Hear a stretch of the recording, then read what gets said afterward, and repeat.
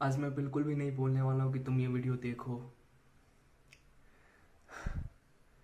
क्योंकि यार आज मैं इस वीडियो में ना कुछ कुछ भी अपना कोई नॉलेज या एक्सपीरियंस शेयर नहीं करने वाला हूँ। जस्ट मैं अंदर की कुछ कुछ फीलिंग्स शेयर करने वाला हूँ यार। कुछ मेरे अंदर की बात वो मैं शेयर करने वाला हूँ इस वीडियो में। सो हो सकता है तुम अगर ये वीडियो देखो तो तुम्हारा टाइम वेस्ट हो जाए। ये वीडियो कुछ भी यूजफुल नहीं है, तुम्हारे लिए कुछ भी यूजफुल नहीं होगा। सो डेट्स वाई अगर तुमने गलती से अगर इस वीडियो को खोल लिया है तो प्लीज़ स्किप कर दो यार। ये वीडियो तुम्हारे किसी काम की नहीं है। जस्ट मैं वो अपने अंदर की एक भड़ास निकालने वाला हूँ इस वीडियो में। बस मैं फट जाऊंगा इस वीडियो में। लाइक मैं कहाँ से शुरू करूं मुझे समझ में नहीं आ रहा है। मैं कुछ शेयर करना चाहता हूँ। और जब मैं दिल्ली आया था ना, मैंने फोन को ही अपना दोस्त बनाया था, कैमरे को ही अपना दोस्त बनाया था और अपनी सारी चीजें मैं कैमरे से ही शेयर करता था शुरुआत से ही। बट धीरे धीरे चीजें बदलती गई, लोग जुड़ते गए और अब मैं वो चीजें नहीं कर सकता। बट यार नहीं, मैं नहीं रह सकता हूँ इस चीज के बिना। क्योंकि यार देखो ऐसा है ना कि कुछ चीजें मेरे दोस्त नहीं है यार जिनसे मैं अपने अंदर की बातें शेयर करूं। जब मैं दिल्ली आया था मैंने एक कमरे से शुरुआत करी थी। मैं कमरे में बैठकर रो रहा था कि कुछ समझ में नहीं आ रहा था मैं क्या करूं, कहाँ जाऊं, कैसे शुरुआत करूं, कुछ समझ में नहीं आ रहा था। सब कुछ ब्लैंक था, सब कुछ ब्लैंक। तब मैंने एक कमरे में ये फोन रखा और फोन से बातें करना स्टार्ट कर दिया। बातें करते करते यहां तक तो पहुंच गया, सब कुछ बदल गई, लेकिन वो चीज छूट गई।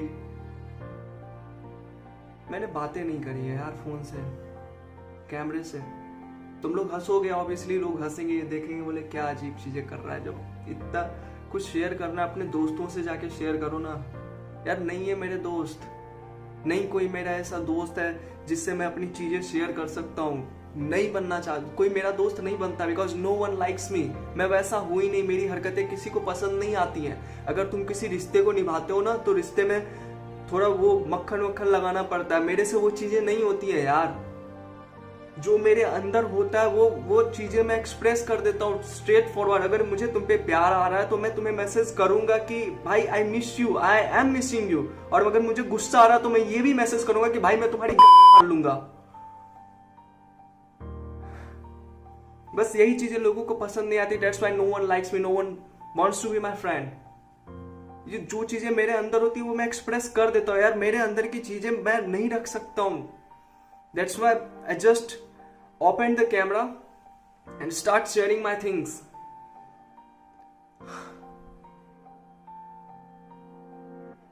एक तो साला हमारे पैशन के लिए वैसे भी माँ बाप कभी भी अलाउ नहीं करते, पेरेंटल सपोर्ट नहीं मिलता हमें हमारे पैशन को फॉलो करने के लिए। For every middle class, her middle class की ये दिक्कत होती है यार। माँ बाप कभी अलाउ नहीं करते इस चीज के लिए, और इसमें उनकी भी कोई गलती नहीं है। I accept that. एक तो साला पहले ही आउटसाइडर के लिए इतना मुश्किल होता है अंदर की चीजों से लड़ना, उसे ब्रेक करना, इंडस्ट्री में एंटर करना, काम करना। आउटसाइडर के लिए कितना मुश्किल होता है तुम जानते हो ना यार।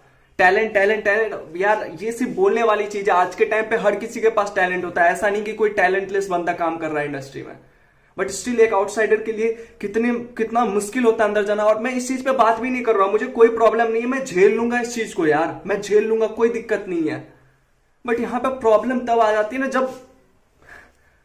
जब इस आउटसाइडर के इनसाइडर वाले प्रॉब्लम क्रिएट करने लगते हैं। एक तो तुम्हें पता है कि हम मिडिल क्लास वाले हमारे पैशन को फॉलो करने के लिए कभी भी पेरेंट्स अलाउ नहीं करते हैं।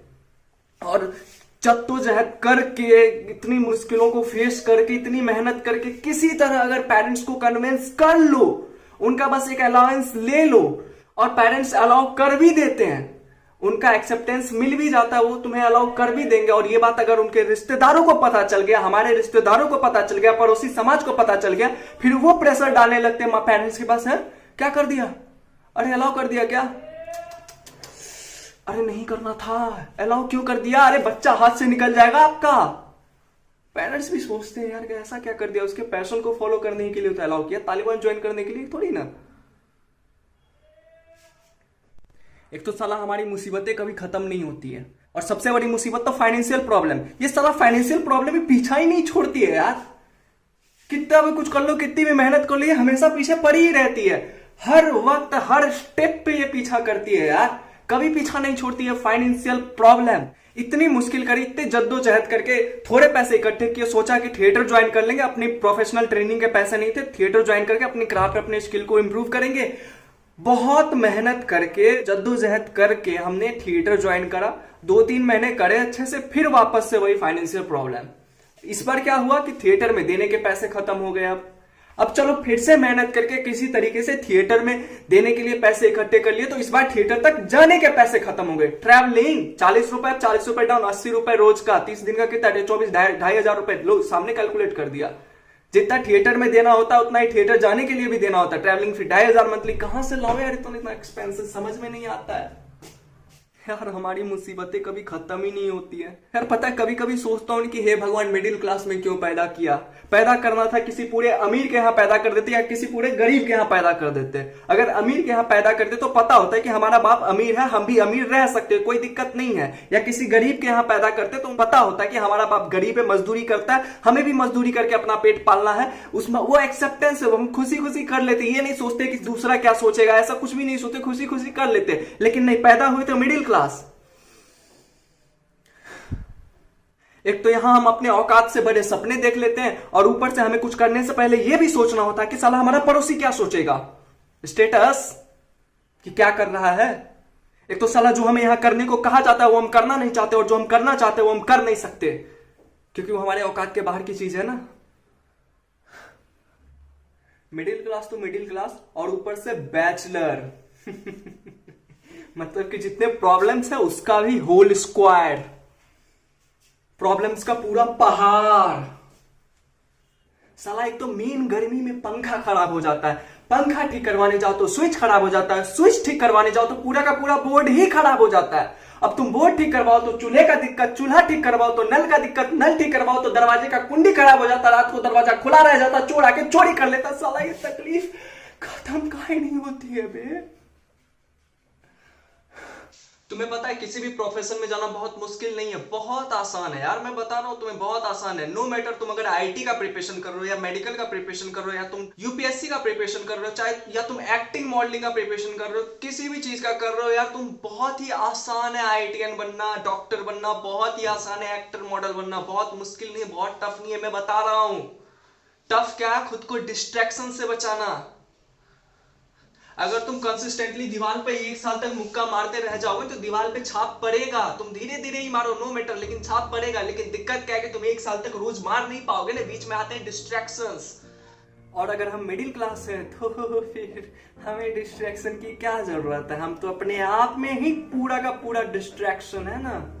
साला आधे मिडिल क्लास तो दोस्ती, यारी, प्यार, मोहब्बत, इश्क, इकरार, तकरार, इंतजार में निपट जाते हैं, और जो आधे इस मोह माया से बच जाते हैं उनको उनका घर, परिवार, समाज और रिश्तेदार मिलकर निपटा देते हैं, और हम बजाते रह जाते घंटा। जितने भी समाज और रिश्तेदार इस वीडियो को देख रहे हैं उनसे मेरा हाथ जोड़ के निवेदन है, प्लीज बस एक बार रोकने की बजाय आप सपोर्ट करके तो देखो। हाँ, हम मानते हैं हमारी इतनी औकात नहीं है कि हम इतने बड़े बड़े सपने देख सके, लेकिन हमारे सपनों में जान है उतनी ऊंचाइयों तक उड़ान भरने की। क्योंकि ये सपने हमने नींद में सोते हुए बंद आंखों से नहीं देखे हैं, जगते हुए खुली आंखों से देखा है। हमने ये सपने रूम ढूंढने के लिए दिल्ली में कड़कती धूप में भूखे प्यासे 10-10 किलोमीटर पैदल चलने के बाद देखे हैं। टाइम पर रूम रेंट न भरने के बाद, मकान मालिक की किच-किच सुनने के बाद देखे हैं। हमने ये सपने हमारी छोटी छोटी जरूरतों को पूरा करने के लिए अपने माँ बाप को सैक्रिफाइस करते हुए देखने के बाद देखे हैं। लोगों की गालियां और ताने सुनने के बाद देखे हैं।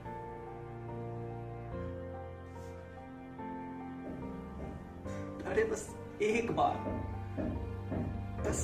बार रोकने की बजाय सपोर्ट करके तो आप देखो, बस एक बार सपोर्ट करके तो देखो आप।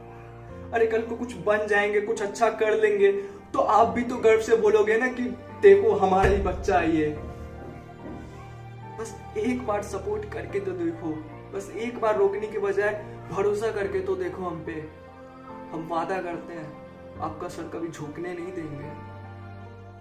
बस एक बार भरोसा करके तो देखो।